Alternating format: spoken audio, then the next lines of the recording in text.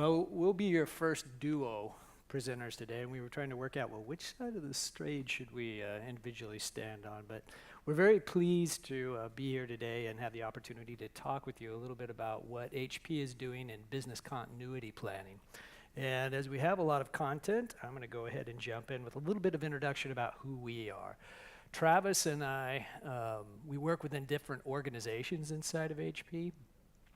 Travis works inside of the business continuity planning team, which is a group of 3 full-time program managers who ensure that all the HP businesses comply with our business continuity policies, and they do a lot of BCP process and application development.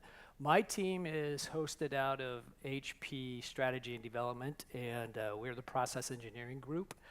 We are a group of 6 Lean Sigma black belt practitioners, and we effectively work across supply chain on continuous improvement in all of our process domains. So we'll talk a little bit about how we partner in BCP spaces, but I want to give a little bit of context of why BCP is important to HP, business continuity planning.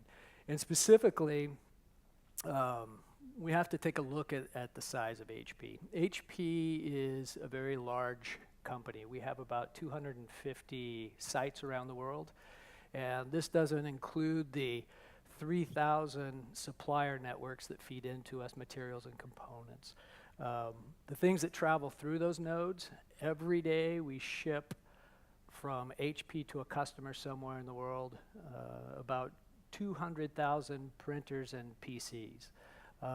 We also ship every single day about 1.2 million consumables. That travels in 1,000 tons of surface freight every day and 7 747s worth of air freight.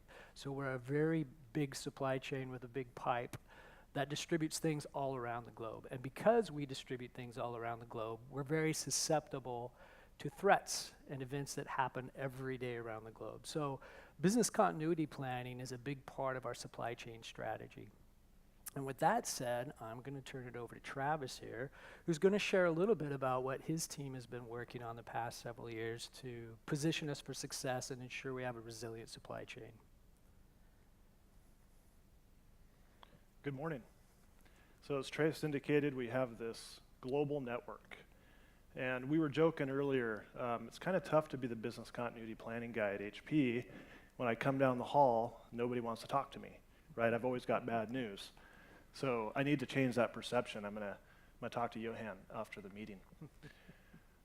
But why did we start this journey? As Trace indicated, with this large footprint, we wanted to become leaner. So we started to concentrate our manufacturing. We started to take out inventory. At the same time, we were starting to see increased climate-related incidents that then also had a large impact on economic damage. So this was a trend that we could track back to the 50s. And so we needed to have a more robust way to respond. So we started a journey approximately 4.5 years ago. This was our roadmap. We tried to make a simple vision. We needed to centralize and visualize our network. Then we needed to have awareness and response capabilities. And then we also needed to be able to do more predictive and preventative kinds of opportunities. Predict and prevent we're only partially there. We have a long ways to go on that journey. What I'm going to focus my presentation on is the awareness and response portion of this. The centralize and visualize was really an effort to centralize our whole entire footprint into one application. And then awareness response, effectively what we did is we visualized that on a map interface, which I'll show you. And we brought in some threat alert services. We're working with DHL 360. And we enabled an organizational response methodology. So Johan also mentioned this idea of talent and exciting the population around a change. So I want to show you a video that was really targeted at trying to energize our organization. So if you could run this video really quickly. They say a chain is only as strong as its weakest link. But what about a supply chain? How does a technology provider operating on a global scale ensure the reliable delivery of its products in the face of a chaotic, unpredictable world?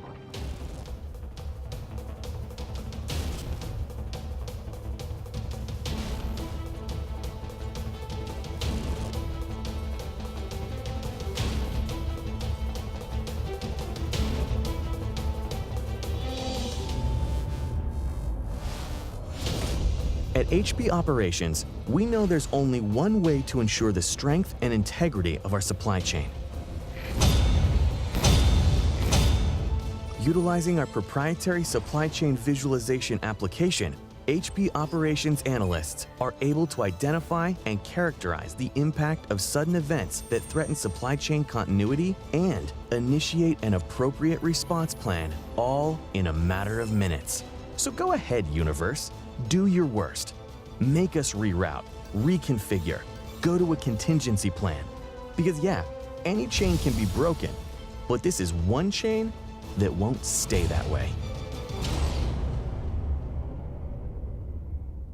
Okay, so a little dramatic, right? And so my reputation precedes myself. But this was a way to market this. So we've got a large organization, so we were trying to market this capability and start to bring in more organizations other than supply chain. And so we've integrated really closely with our customer service and support organization. It's nice for them to know what's going on when customers ask what's going on with my service call's not going through if something happens in our service centers. So we've started to try to get more integrated. So this was a way to get the message out across the organization. So you guys saw a little bit of on the video. It's a very simple map interface. We have our threat feed overlaid on top of this. So we get these threats that come in. I'll talk more about that in a bit. And our basic use case is when a threat comes in, we have experts around the company that determine whether or not these are meaningful enough for us to actually place into the tool. And then they can simply draw a radius of impact, isolates the nodes that are in our supply chain, including some of the 3,000 suppliers that Trace mentioned. And it brings up the information on what's built there, who's responsible for BCP, a link to our BCP plan, and contact information. We can send an alert out to all those individuals and start a response.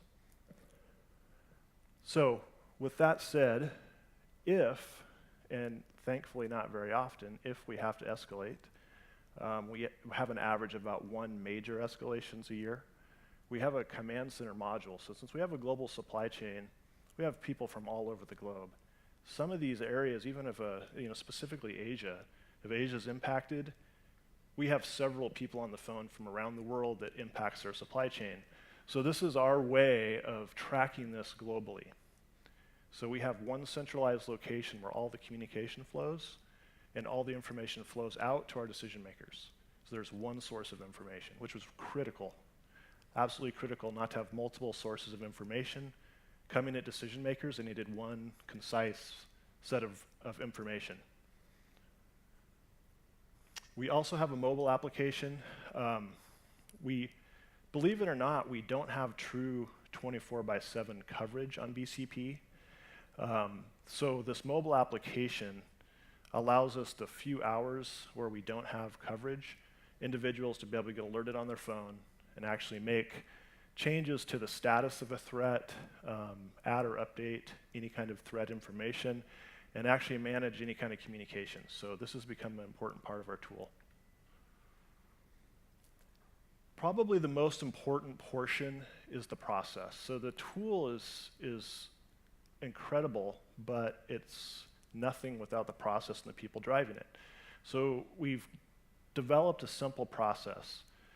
The detection phase is literally where we bring in the threat information and determine if it's actually meaningful to HP. And that actually gets entered into the tool. That's simply what detection is.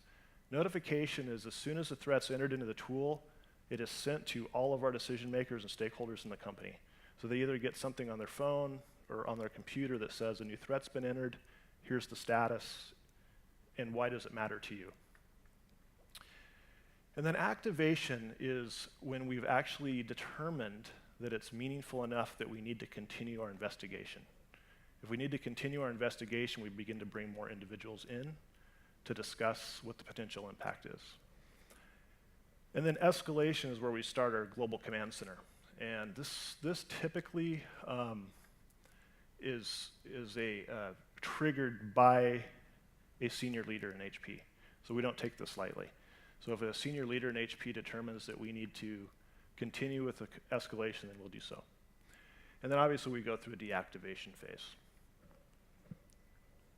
So a common question, we put this slide in because a common question is, well, how many threats do you get? And on average, we get about 60 threat alerts a day. So you can kind of imagine how challenging that can be. We have 15 individuals representing different parts of the business that have to sift through this and determine, is it actually meaningful for us? And so from there, only about 1% actually get input into the tool. So on average, we get about one of them a day. And then actually activation is 0.1% and escalation is 0.03% currently. So we do a good job of managing that funnel. But at the top of that funnel, we're starting to use a rules engine and some AI, just starting a project, so that the people don't have to do so much of it. It's very time consuming. So we have an opportunity there to use machine learning to help us read the threat alert messages and determine if they're meaningful for HP. Probably our biggest impact in terms of improvement is prior to SCV, supply chain visualization, it took us about 28 hours to characterize an event. So characterize meaning we're aware of it, we understand what nodes in our supply chain are impacted, and what's built there. So it used to take us 28 hours because we had information distributed all over the company, people's hard drives, multiple systems. And now we've brought it into one tool and we've reduced that down to an hour. So in literally 2 or 3 mouse clicks, we can characterize the impact. That's a huge advantage for us. Huge advantage in terms of making the right decisions and doing them quickly. So it's not a matter of if, it's when, so we know this is going to happen to us, right? And so it's a matter of being prepared. And so we need to measure what's the meaningful measurement, right? And so we've tracked, this is just a sample, of events that we would say were significant over the last few years for HP. And we track our perfect order score against that. And you can see our normal range, our normal distribution is about 14%. And thankfully, since we've implemented this tool, we've never fallen outside that range. Now you see some dips that correlate, but nothing outside of our normal limits. So this is something that we track to make sure that we're doing the right things. I think everybody's familiar with the 2011 event in Japan. We cut our teeth with the tool on this event. It's a major impact, both economically and just for the people there, obviously, first and foremost. But this was the largest earthquake in recent history in Japan. It had a massive infrastructure damage. And we were able to, within hours, be able to characterize this event, and we started to immediately increase our inventory pulls and started to redirect inventory.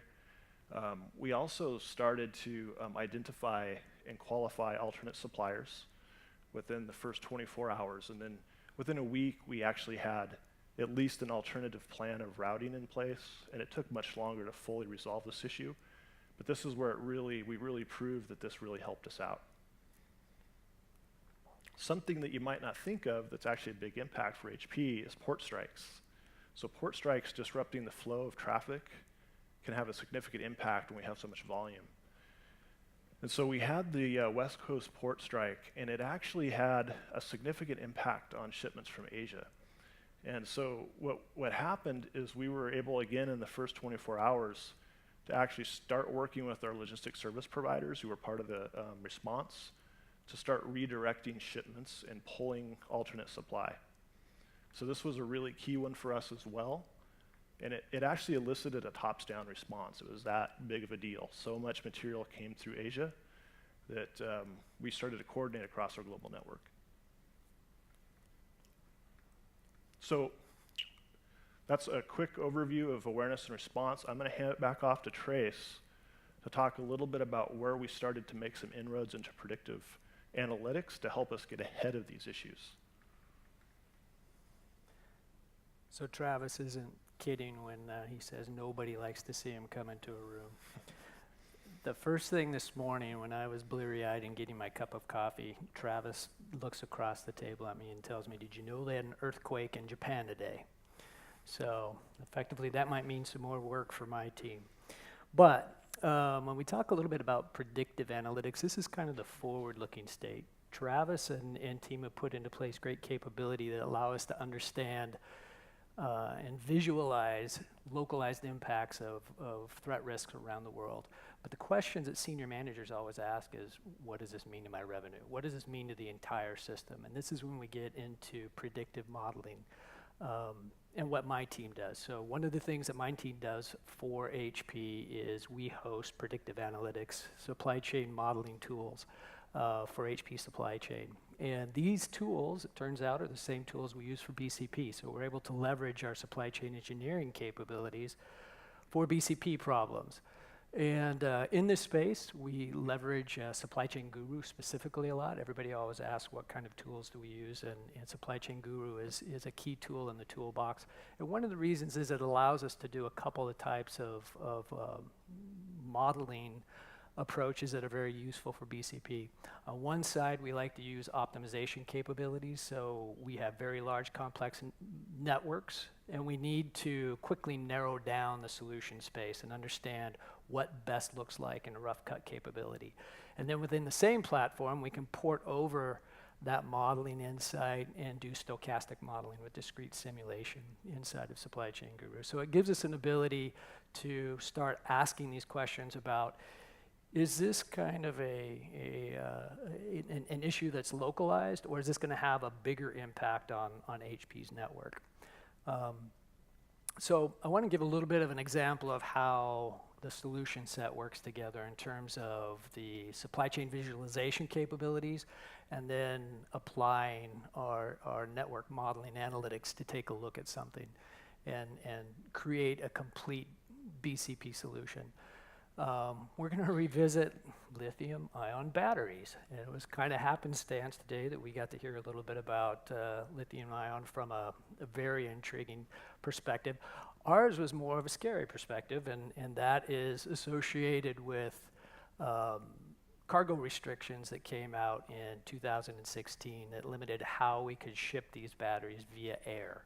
And HP goes along with most of the rest of the world in terms of a lot of lithium-ion production is in China, and we airlift a lot of that to the rest of the world. So this was a big deal for somebody who makes PCs, especially for our replacement battery supply chains, because then you're shipping large quantities with every order that goes across. So effectively, our story kind of begins with the supply chain visualization tool. And here in January, actually, of 2016, we received an alert that this was something that was of material interest to HP, and this then gave us 3 months before we knew that the changes were going to be enacted with the restrictions and the new requirements. 3 months to work on putting into place our address of this. And so several project work streams were put into place. Most of them were about making sure that we had compliance with the new regulations. But one project work stream was the BCP team working closely with the process engineering team to model the ramifications to the broader supply chain. Because what our senior management started to think about is, if the trend continues with lithium-ion batteries, there may come a day where we can ship none of them via air. And so effectively, since you're looking at a supply chain that the supplier of all the batteries is larger than Asia, and we're shipping to our major markets in Europe and the Americas, that's a big deal for us. And they wanted to know specifically, how do we maintain service to our customers at the constant level, and what does this mean to our working capital in terms of increasing buffers around the world? So this became a multi-echelon inventory optimization problem, and this is where we can get into using our supply chain engineering analytics. So to give a little bit of an example in a simplified view of what a battery supply chain looks like, in a battery supply chain you have a supplier, which we mentioned, they're all in Vietnam and China, and for us anyways, we have 5 of them. The battery supplier then is shipping to a kitter. A kitter is somebody who regionalizes the battery for the regional DC when they drop orders back, and then the regional DCs supply the end customers in the system. And effectively, we have 2 decoupling points in our battery supply chains. One is after the kitting operation. So in Czech Republic and China, where the two kidders are at. They carry, by contract, 2 weeks of supply, so that the regional DC is afforded off-the-shelf availability of material. Likewise, we have inventory post regional DC to provide off-the-shelf availability to our end customers. Now, effectively, like I said, this becomes a multi-echelon inventory optimization problem that we can use our inventory and overall supply chain modeling analytics to solve. And the problem then just simply becomes this: with the modes of transportation we have, all of a sudden we have no air available. And with no air available, because we ship a lot via air, what you're going to see then that Supply Chain Guru helps us evaluate is a substantial increase in the lead time that all the nodes at each echelon in the supply chain are going to see. You increase lead time exposure, you're effectively going to get increases in your buffer size. So we were able to answer the question that management was asking about: what does this specific risk mean in terms of network impact? Once you have models built of your supply chain in this space, we can also begin asking, because they're purposed capabilities, additional questions to further mitigate the costs that we might see. So an example of this is we provided our management teams with some additional insights of how we might, potentially look at improving upon the risk we might see. Case in point is one of the easy things you can do. We called it the kidder is on the hook for 2 weeks of supply by contract. Well, if we effectively lift that constraint off the system, we give the analytic more room to identify where it might want to hold inventory in the system. And effectively what it wants to do is, come to find out, it wants to change the amount of lead time coverage the kidder is responsible to and move that downstream to the regional DC. So the regional DC is going to carry more inventory, the kidder is going to carry less. The impact is there's going to be a little bit of an increase in the amount of inventory we're going to carry downstream, but a very substantial decrease inside the supply chain. The overall network impact of this is 30% reduction versus the scenario we just looked at with no air.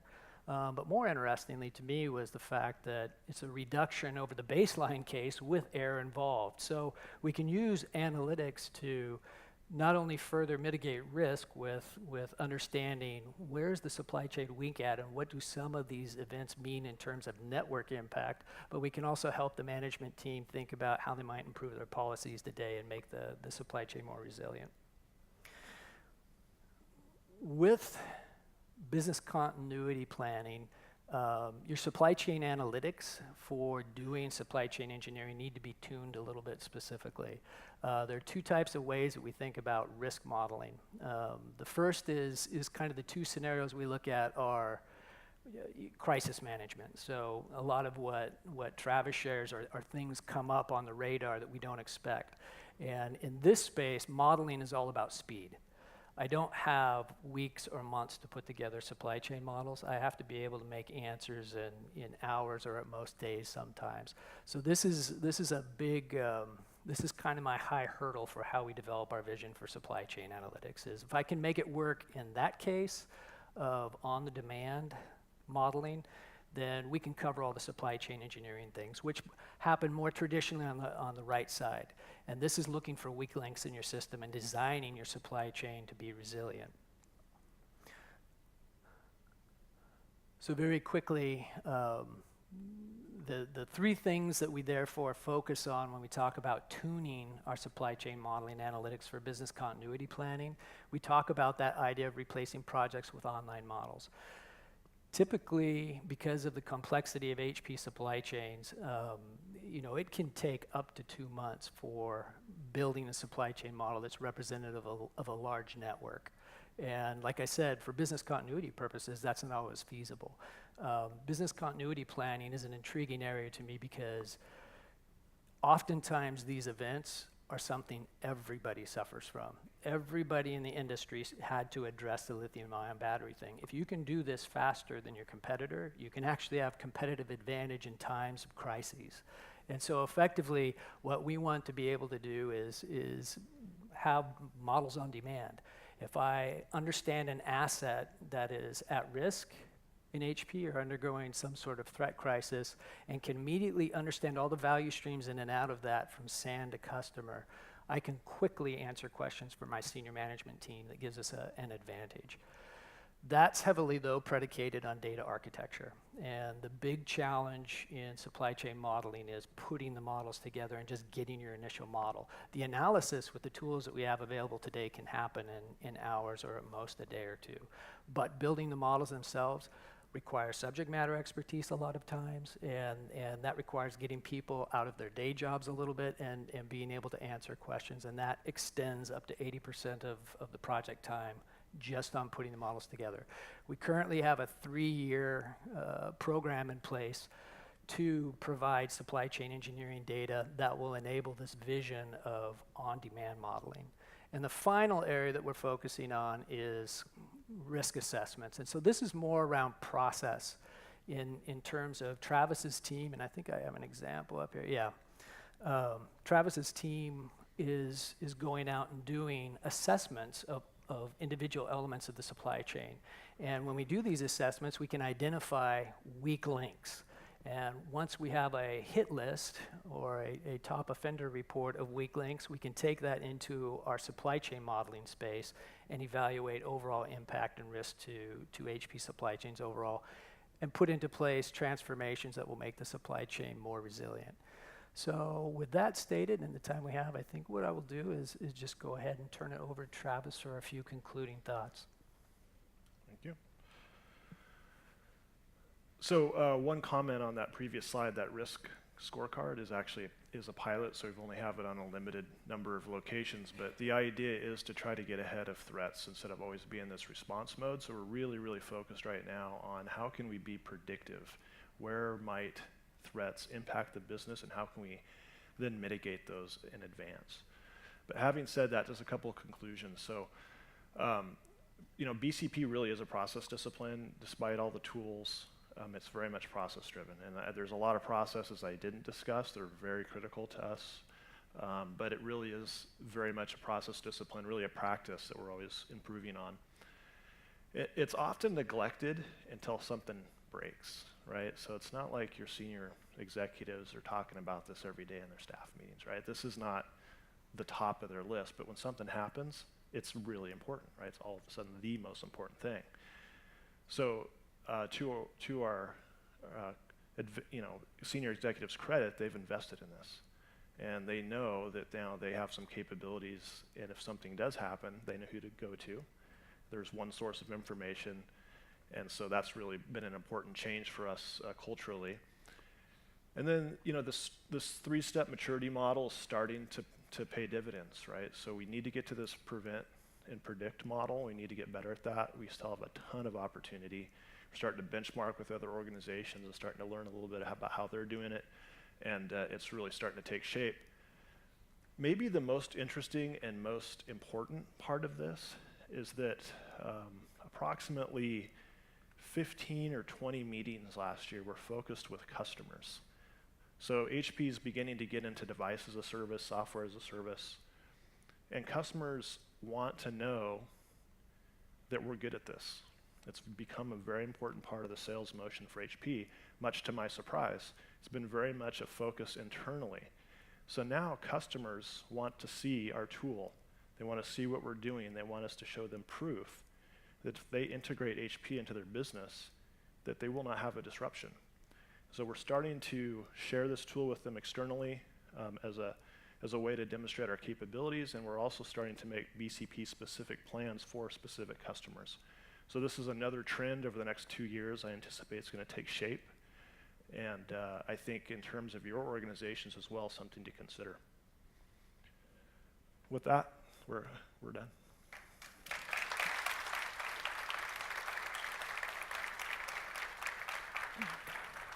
Thank you, Travis and Trace, and what an interesting journey. I mean, to listen to such an advanced ecosystem, both for supply chain and sort of risk management and being proactive towards risk. So many questions in my head, but let's first see if there are any. Yep, that's what I thought. Okay. Is HP thinking of selling BCP capability as a service? Well, No. It did come up, strangely enough. It did come up very early on. We were developing this, but there's actually some companies that have brought up capabilities that are actually quite advanced. DHL Resilience 360 is our partner. They provide us threat alerts. They also have a great platform. There's several other companies like that. And so we actually, HP needs to make a decision if we're going to continue to maintain our internal application or actually go with a third party. So we're actually going to be talking about that later this month. So no, we were not going to provide this as a service, but we are looking at other partners. And can you quantify success cost avoidance because of the threat monitoring? Please relate to your turnover or similar. Yeah, this is a great question. Actually, when we were building the use case and business case for this, we tried to determine how do you even make a clear business case for this? How do you quantify it? And each event is very unique. It's very difficult to put a package around a common impact. But we did go back and look at several key events that had happened in the past, and we just had a range. So we just said, here's the highest impact we've seen, here's a low impact, and here's what we can kind of imagine the average would be. When we built our business case, we did that, but specifically on cost savings, looking backwards, it's almost impossible to quantify, so I really can't answer it more specifically than that. Trace, why don't you pick a question that is more directed to you? Well, the last one that popped up, do you use any specific business process diagnostic tools? HP's big, and one of the challenges is we often end up with little pockets of tools and capabilities we're unaware of. But as far as my team goes, we have an internally developed process excellence framework that when we go and work with teams, we help them evaluate how their process should stack up and the elements of excellence that we think are important. It's somewhat prescriptive, but it helps people to think about how to drive waste out, how to value their employees more, and how to improve the quality of their outputs. So somewhat of an internally developed tool, but something we find a lot of success with internal to HP. And bringing it back to talent, part of our theme, one question is, tool is important, process is even more important, but talent is the most important. How do you secure talent to ensure process and tool operate as wanted? Yeah, good question. So we depend on subject matter experts. So for example, I'll use the logistics organization as an example. So we've got logistics analysts that are always evaluating the best cost profile for our logistics lanes, for example, Asia Pacific or EMEA. We actually got commitment from those organizations to carve a little bit of time out from several of those individuals to help us with BCP, because the only way we can effectively determine if an event is meaningful is through the eyes of an expert. So that's really what our focus has been. So we integrate them into the process, and we use their already deep knowledge to look through the lens of their business to determine if it's something that we need to respond to. And just speaking of talent, because I know you also mentioned that, of course, you're going to automate certain chores and use machine learning. Can you see that there is a transition to more automation, especially when it comes to risk management, so you don't have the human failure the human component, Right. or is it still that human resources or human talent is key? Well, I'll let Trace answer for his portion, but for my portion, the most tedious, I would say, task is to screen all the threats. And so for us, we want to, I think there's always going to be a human component of decision making here, because there's too much judgment that needs to be applied, but for sure we can significantly reduce the amount of overhead by having the machines determine, for example, to go do that measurement on the map, right? The first thing the machine can go do is say, I know the geolocation, now I'm going to draw that circle of radius and tell you if there's even anything to look at. Maybe it's somewhere in the middle of the ocean. There's nothing that we need to be concerned with. So we can take a lot of work out, but I think there's always going to be a certain amount of check just to make sure that all the business factors that we can't currently model with AI, at least at our maturity level, I think it's going to be there for a while. Okay. Tracer, do you want to add anything?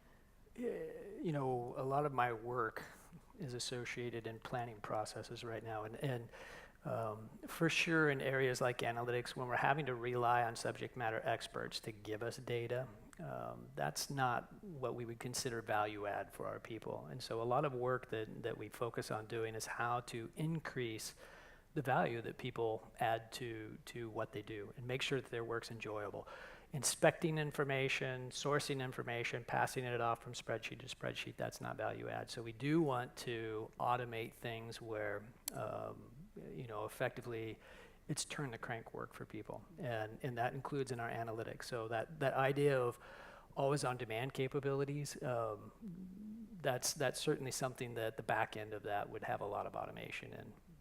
And looking at your sector, which is more towards risk assessment and so forth, is there a bottleneck or a scarcity of talent? I mean, are you looking to recruit more talent, or is there, do you sort of find that purple squirrel, you can't really find the specific talent? Yeah, one area that's actually emerged is cybersecurity. So cybersecurity is becoming a bigger portion of what we talk about in business continuity space, and that is actually an area where we found it's quite difficult to find talent, which is surprising to me because it's such a huge issue. We've been trying to source talent on cybersecurity to really how do you anticipate a cyber event, right? How do you respond to it? It's quite different than a typical event. There's private information involved, there's perception in the market, so it requires a broad range of skills, not just industry knowledge. So that has been a challenge for us, actually. Well, maybe machine learning can actually, in the near future, become an intermediate there. Okay, let's see, one more question. How do you go about to find what sources the signal information that is relevant? Do you use any analytic technique to scan the sources for valid info? We depend largely on our partners. So we use two threat providers. One is more travel-centric and one is more supply chain-centric. And so we depend pretty heavily on those partners to determine whether or not it's a credible source. So once we get that in, if that threat's credible, all we needed to do is determine if it's meaningful for HP. So we spend a lot of time evaluating partners on how many false positives do they give you. Because if they give us a false positive, that's time we can never recover. So that's a key metric for our providers is false positives.